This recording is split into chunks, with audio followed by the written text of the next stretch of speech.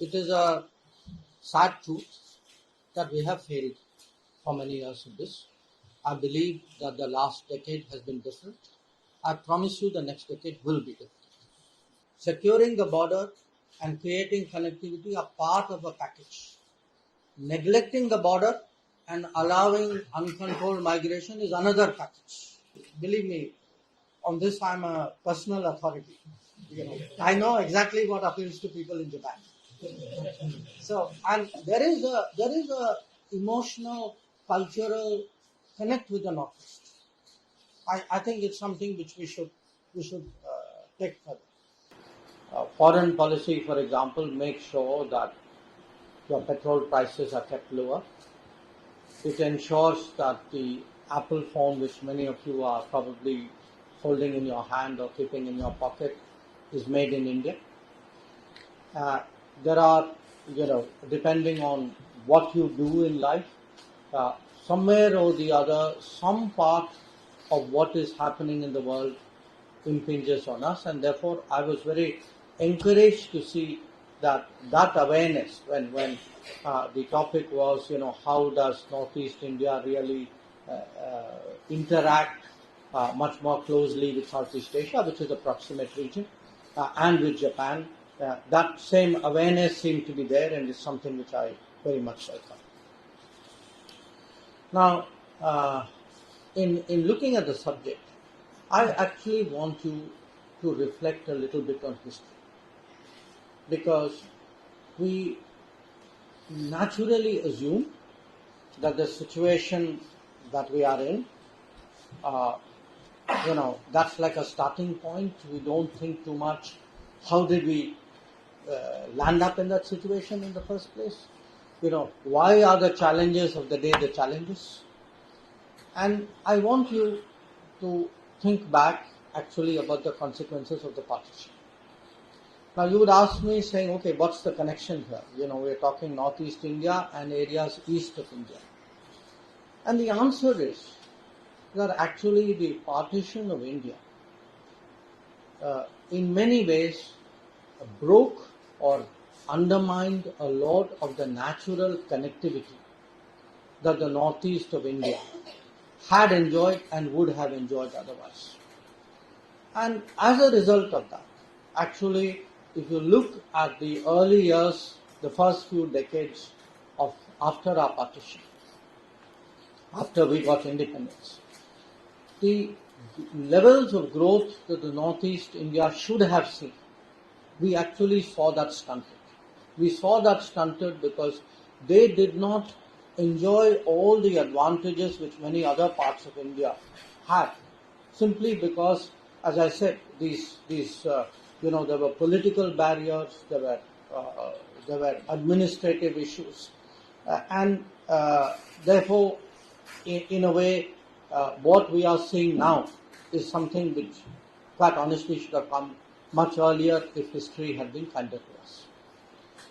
So when I look in terms of what has changed, to me, of course, step one, we speak about look east. I always tell people for India to look east, Delhi should first look east. Delhi should look east and see the Northeast. And it is when the potential and the possibilities of the Northeast are fully appreciated. That is actually when the look east and the act east policies become serious. The second, as I said, is to mitigate the challenges which came out of the partition. And there, what had happened, fortunately, was that, East Pakistan became Bangladesh. Then there was a difficult period even with Bangladesh. But if you look at the last decade, Northeast India has actually been a big beneficiary of this dramatic improvement in India-Bangladesh ties. That when we did the land boundary agreement in 2015, once things settled down, there was a new level of trust and confidence between India and Bangladesh. You saw a lot of other problems being resolved, particularly problems dealing with terrorism, problems dealing with instability. because at the end of the day, until there is, stability, there is law and order, there is good governance, then other benefits of development and prosperity do not happen. So what we have actually seen since 2015 has been initially a rebuilding of what you can say was the pre-65. Because what happened in the 1965 was, in the 65 war, East Pakistan cut off all the connections which was then with the rest of India. So the rail links, the road links. So the initial challenge was, okay, get that back. So what we have seen really with Bangladesh is road connectivity, rail connectivity, the fact that today trains, buses take, move from this side to that side. The use of their ports, because, those ports like Mongla or Chittagong, they would have been actually the natural ports for the Northeast, if you look at it geographically. But those ports, for political reasons, could not be accessed by us. Today, when we look at the possibilities which have opened up for the Northeast, actually, the enormous improvement in India-Bangladesh relations has actually opened up many more opportunities there. The second natural, I would say, opening for us is, of course, Myanmar. Now, in the case of Myanmar, we have done our best, and again, there are projects there which could be game-changing. Probably the most important one among them is what is called the India-Myanmar-Thailand Trilateral Highway. If the trilateral, or I would say when the trilateral highway is built, because parts of it have been built, there are gaps which are missing today. When the trilateral highway is complete, actually there is, for the first time, the possibility of smooth logistics movement all the way from, I would say, India till actually the Vietnam coast. Because on that side, the roads are growing, the connectivity is happening. So if we can somehow get through the Myanmar challenge, the possibility actually of a connectivity corridor which will run down the lateral of Southeast Asia, coming all the way actually into the Indian heartland, that is something which would happen. Myanmar, as I said, has been a great challenge till there was a restoration of democracy. We had one set of problems. Last few years, after the military has taken over, there's been, in fact, a new set of problems, in many ways more serious. And obviously, today for us, while we are also mitigating its consequences on our own border, there is the larger stakes that we have about connectivity through Myanmar. Now, other than that, a second area of great interest is actually tourism. That there are, we are today a country with an enormous potential, which is still vastly unrealized. That if you just look at even a simple exercise like how many World Heritage Sites there are in India, and then see how many tourists there are, you can see that, there's a lot of ground that we need to make up. And part of the reason why we actually organized the G20 presidency for a full year across the entire country, because Mr. Modi's instructions were, he said, I don't want a single state left out. I don't want, this is probably the biggest thing that we have done in terms of getting the diplomatic attention of the world. But that diplomatic attention should not just be in Delhi and 3 or 4 other metropolitan cities. It should not even be in the normal tourist destination, okay, go to Agra, go to Jaipur, go to Bharatpur. It has to be in every state. And we ensure that it was in every state. And by doing it in every state, we actually, because if you look at the G20, roughly, I think about 100,000 foreigners came in some form or the other for the G20 meetings. And think of them actually as probably the most important influencers of the world. That if these people went to different states of India, and many of them, didn't even know the state existed, that for them to go there to see something very different, it, the common feedback I used to get is we saw an India beyond the India that we knew. And that was actually what was our objective.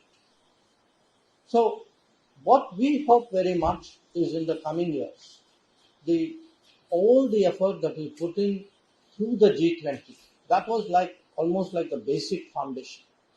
Today, we do intend to have tourism promotion actually as a core economic activity. Because if you look today in the world, nothing employs people like tourism. The multipliers are just enormous. For every tourist who comes in, the number, if you look at the chain of, employment consequences that it poses, it's actually something which can be game changing, and that is certainly something we intend to promote in the Northeast. The third, of course, is in a sense, the more orthodox areas of employment. And I would particularly single out health, hospitality, and aviation. And it's interesting.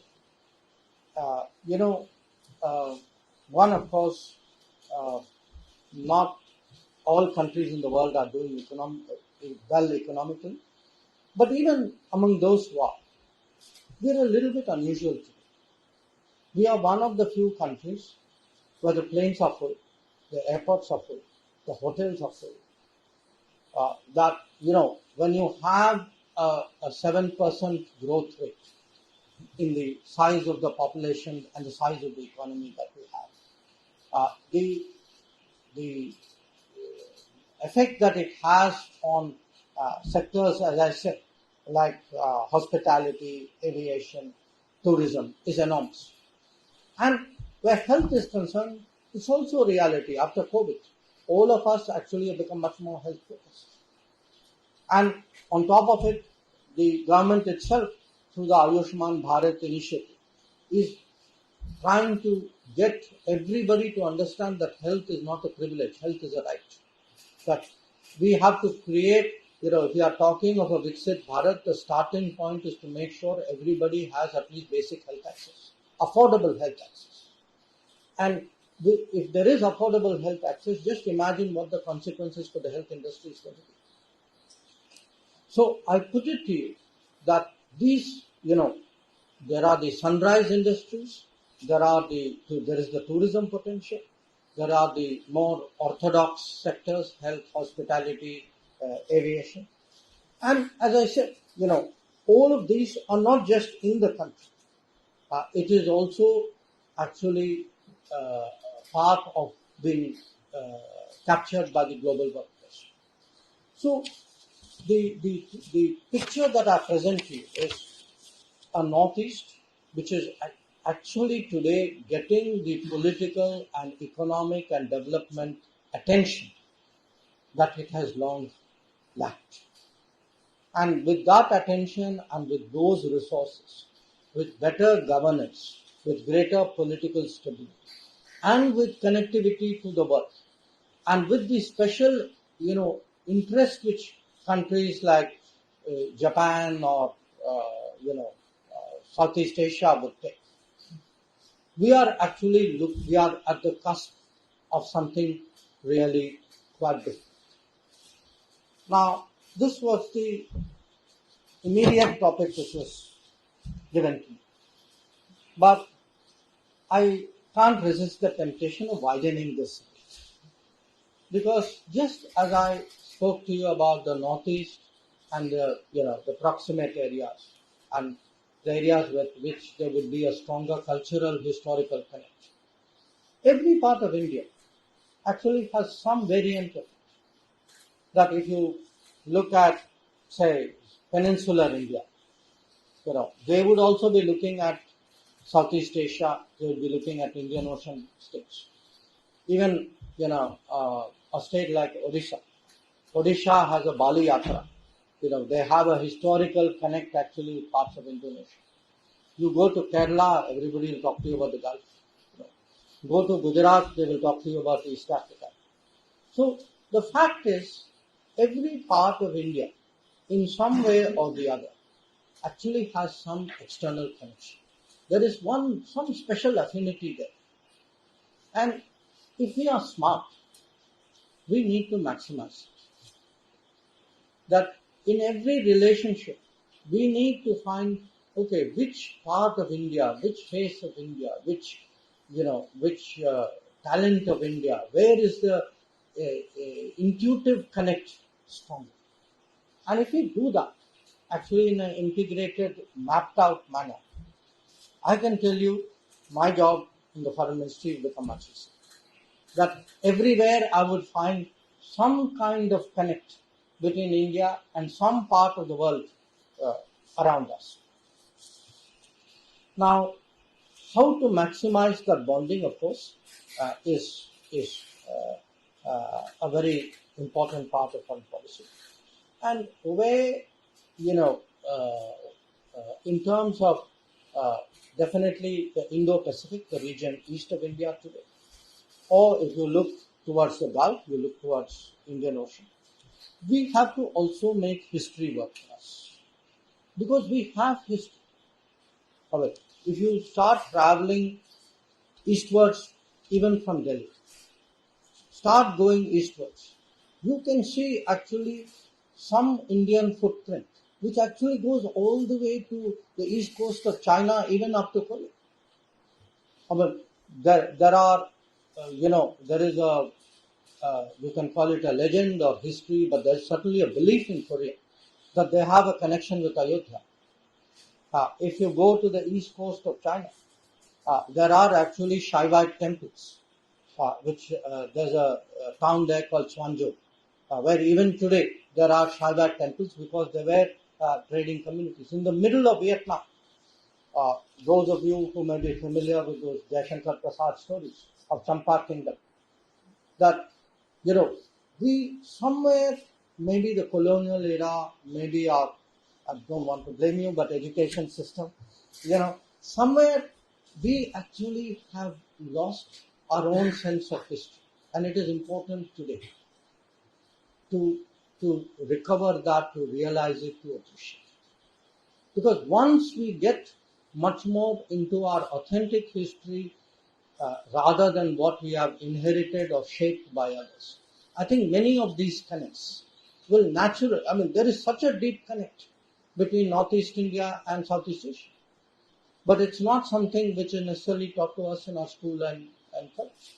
And I can give you the same the other way.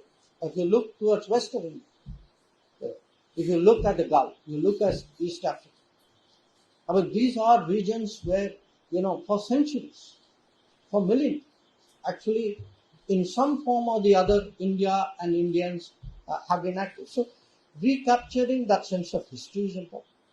Then what happens is, if you really want to matter in the world, you have to find commonalities. I spoke about that. But you also have to be relevant today to what the world wants. And you have to earn the respect of the world. So, when I was encouraged to make some remarks on my book, a large part of my case about why Bharat matters to me.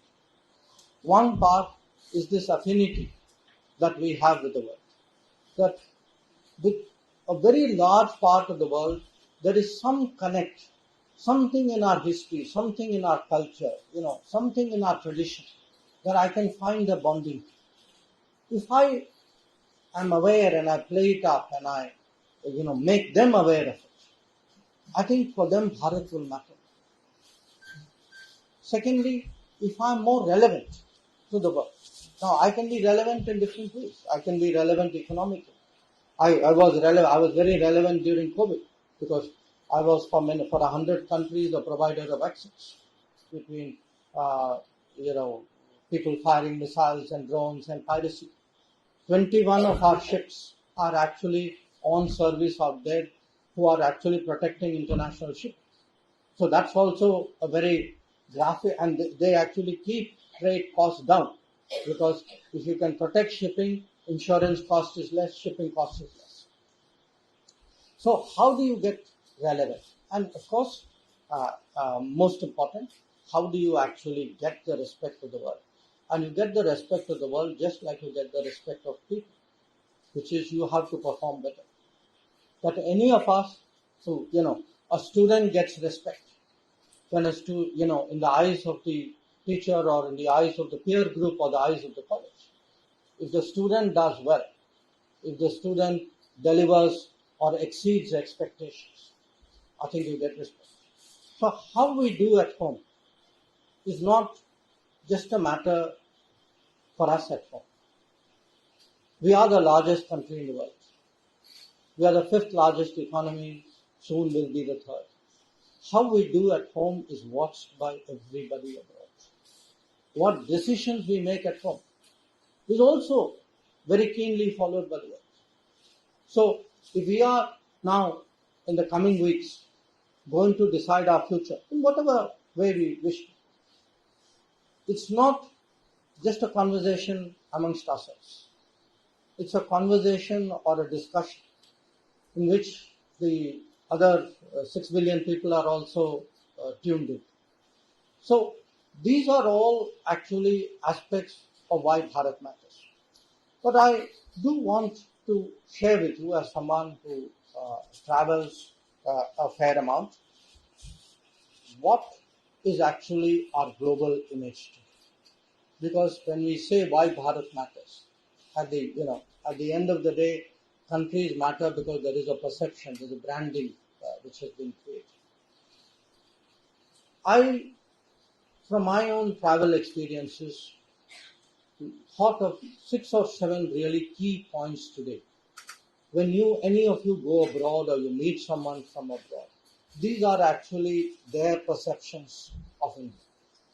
One, I would say the dominant one is that this was a country which handled the COVID challenge exceptionally well. It started out as the country of the greatest concern. It ended up as the source of the greatest support. And not just handled the COVID, they actually took the right decisions which enabled us today to become the fastest growing economy, large economy of the world. Because do remember, a lot of countries today have still not recovered from the COVID. But their economic performance even today is still shaped very much by the shock and damage that they suffered during COVID. The second is the manner in which we secure our citizens. Believe me, that has got everybody's attention in the world. A lot of us, rightly, are very proud of how, I'll give you an example of how we got our students out of Ukraine in Operation Ganga. As I said, rightly so. But I also want you to know that there were many countries who actually told their students and their citizens, saying, sorry guys, there's nothing I can do. You now have to figure out your own way out.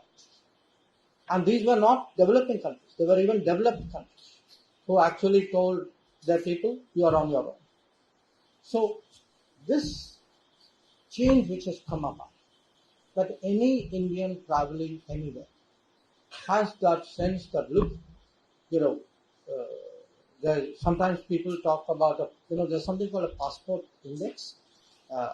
And the passport index basically is based on how many places you don't need a visa for.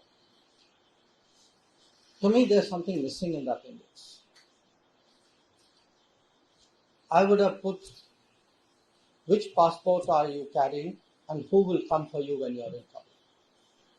And believe me, if you put that factor in, you will get a very different passport index out there. Not getting a visa and having an ability to travel easily is just one part. What happens when something goes wrong? Who will look after you? Who has a system which is ready to back you up when you go out? To me, that's the real value of the passport. And if the Indian passport today is looked at with greater respect, as I said, one part of it is what we do at home. but the other is also that people know that this passport means that their government stands behind the person who's carrying the passport. The third is our performance at home. And I often share with my own colleagues in the cabinet and in the parliament that they think that when the foreign minister goes out of India, all the time you discuss foreign policy. Makes sense. But in reality, actually people abroad are enormously fascinated by what we are doing at home in the rest of our lives. They want to know how does your ration system work, how does your election system work, how you're getting your gas cylinder, how you're getting your electricity connection. Why is it that it has changed? Because they've read all these stories. That when they look,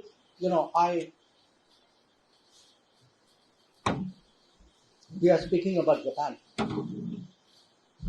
Let me give you a number related to Japan. In the last 10 years,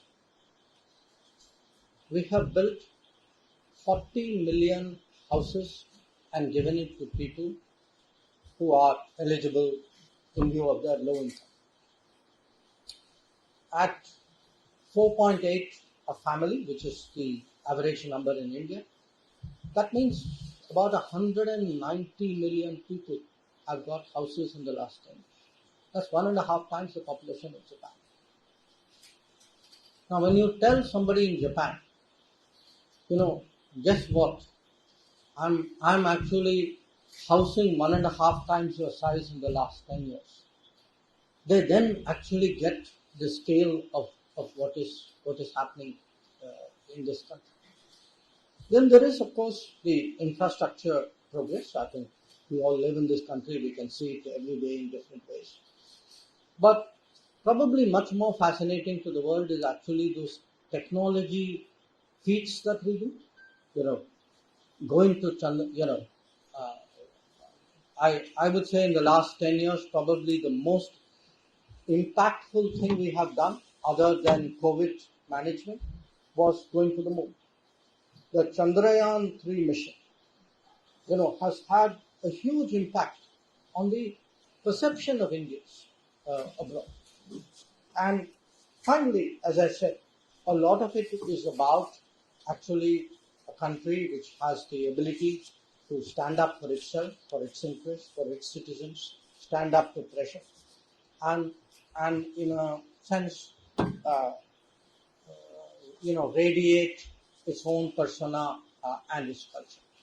So, let me conclude with this.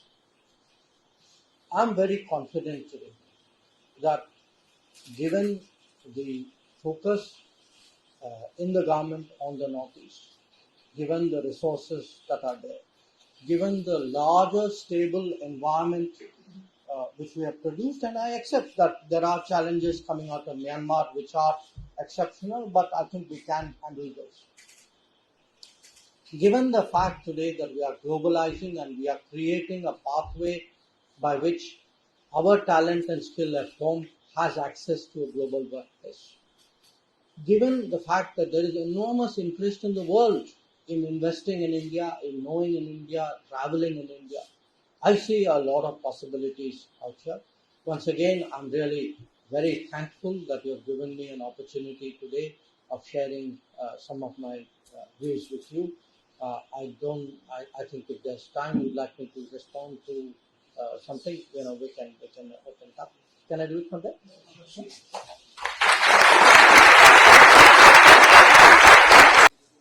Share among the local states and other concepts stakeholders. I'll do these three. And Yes.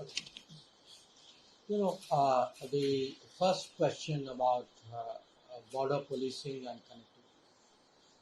Look,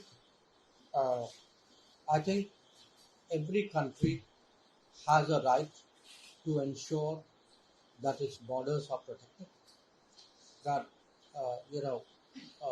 that any migration that takes place is legal and it is regulated.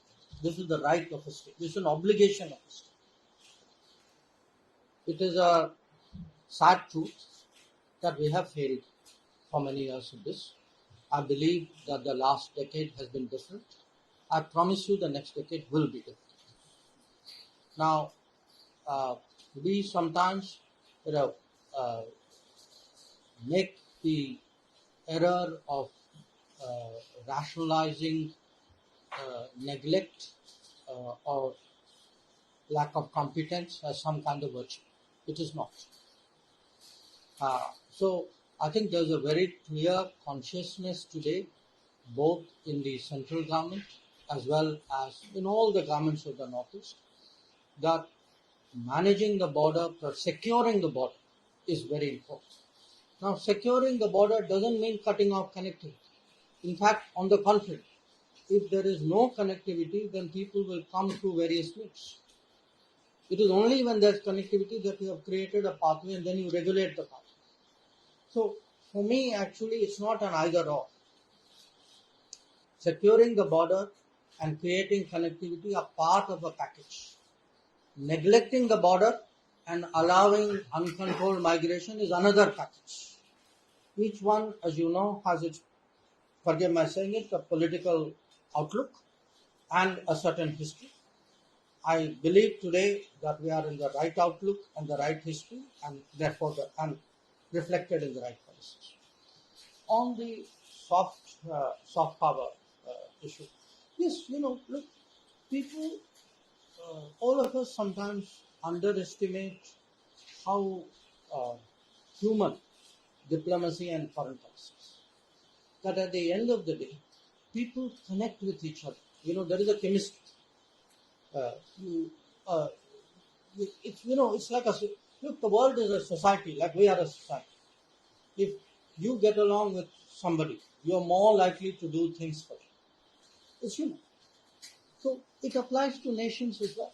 So I actually believe today the more we can promote the facets of India, the branding of India, uh, which will appeal to partners abroad, the better are our chances of success. If somebody in Japan, since you mentioned cherry blossom, if somebody in Japan connects intuitively to Meghalaya because of this, and that then biases them in favor of doing things, or if nothing else, coming as tourists and bringing the friends, I'd say so much the better. In fact, that's why I said every part of India has some propensity somewhere. We need to maximize that, and definitely, I believe me, on this I'm a personal authority. I know exactly what appeals to people in Japan. So, and there is a emotional, cultural connect with the Northeast.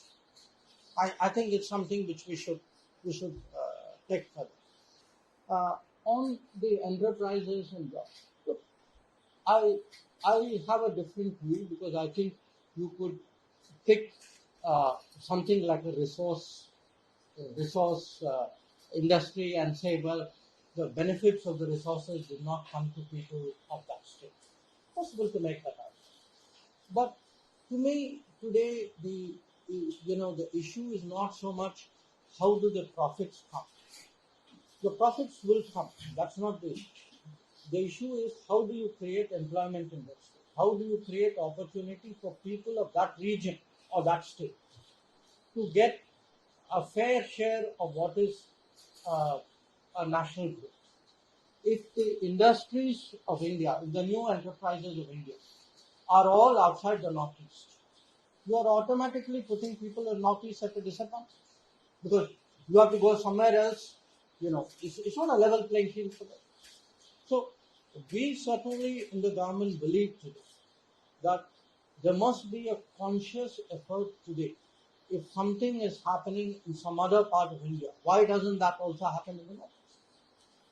And that has not been the thinking in the past. As I said, Delhi didn't think like this. That is what has changed under Modi. I mean, it's a simple thing. In this cabinet, we are finishing our 5 years.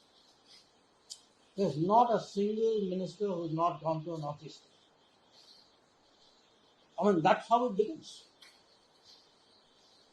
So that has actually today created a totally different level of commitment there. And again, uh, I would say I take satisfaction that the cutting edge industries, if you look, if someone says, okay, what will India's future be? To me, the future will be uh, semiconductors, it will be electric mobility, it will be space industry, it will be drones, it will be clean tech, it will be renewables. I would like the sunrise industries to be in the northeast as well. And that's really the kind of approach that we are pushing very strongly. I'll take one more.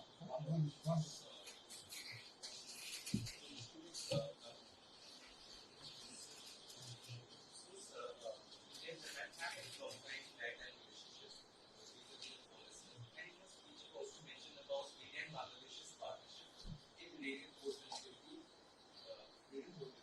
In this light, how feasible do you think trilateral partnerships with India, Japan, and Bangladesh can be so that regional connectivity with the Northeast can be further enhanced? No, I'll take three. I'll take a set of three. I'm from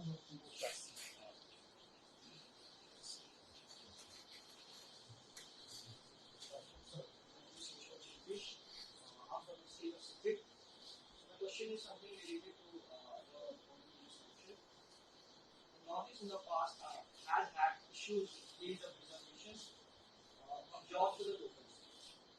In the globalized world, which you mentioned earlier, whether it's MPIs and specialized jobs are an integral part of any partnership, how does one ensure that an equilibrium is created and achieved between specialists from around the country and outside, and also providing jobs opportunities for the locals in the employment sector? Namaste, sir. My name is Tiger. I'm also from Assam. So my question is, in recent years, the current government has made special emphasis on creating new economic centers. This looks like big city in Gujarat and even special progress in Gujarat. So do you see such similar cities coming up in the northeast as well? Because in your speech as well, you did focus on Guwahati getting semiconductor facilities and others.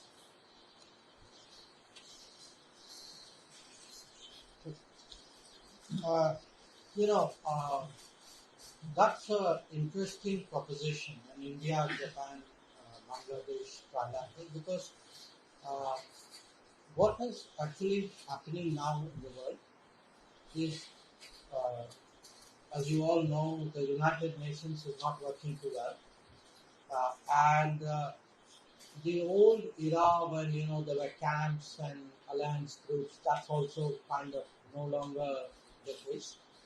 So in reality, uh, a cluster of countries uh, who have a similar interest meet up and say, okay, 3, 4 of us, 5 of us, we will work on this issue. So uh, in different regions, on different subjects, different combinations of countries have come together. We ourselves, for example, with Japan, have a trilateral one with Australia. We had one with the US, but that's kind of got superseded by the Quad. So the passion, you can say today, is towards these kinds of trilateral type arrangements, because these are very practical way of getting something done. It is a fact that the Bangladesh as a country and the current government in Bangladesh has very positive, good relations with Japan. So I think uh, our thinking would be very much in sync with each other. So it's certainly food for thought.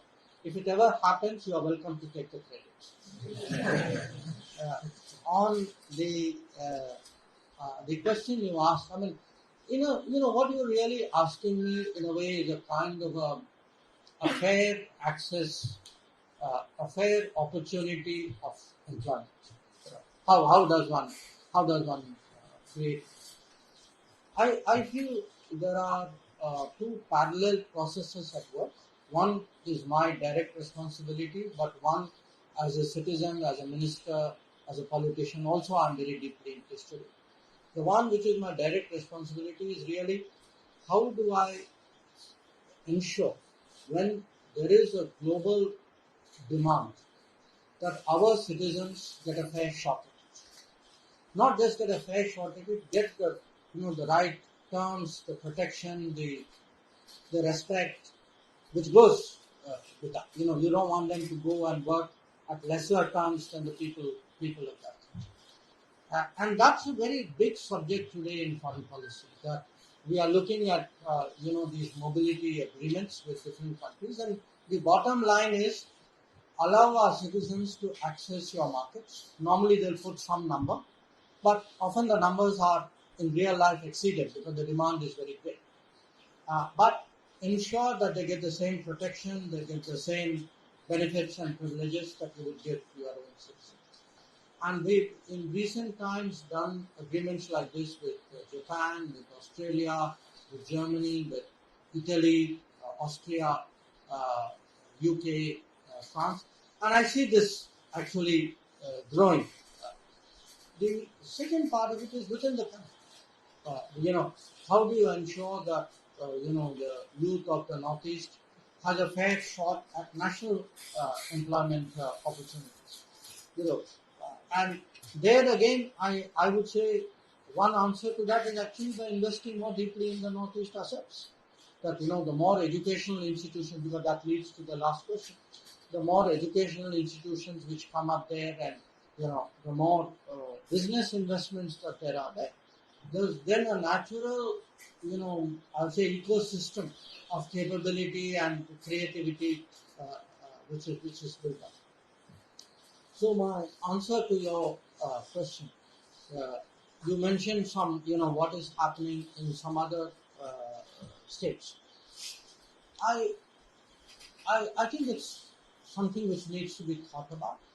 But my gut sense is, uh, whatever we do in Northeast has to be suited to the circumstances of the Northeast.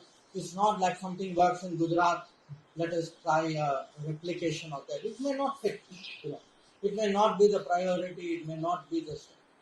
But definitely, I think what you have seen in the last 10 years, you know, first of all, by improving the infrastructure of the Northeast, by connecting the Northeast, by creating better skilled talent opportunities out there. I would definitely say we need to make a big push for business, because finally, who's a job creator? Business is the job creator.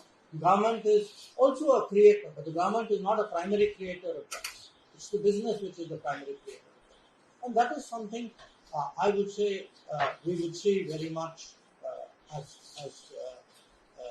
a priority in the coming.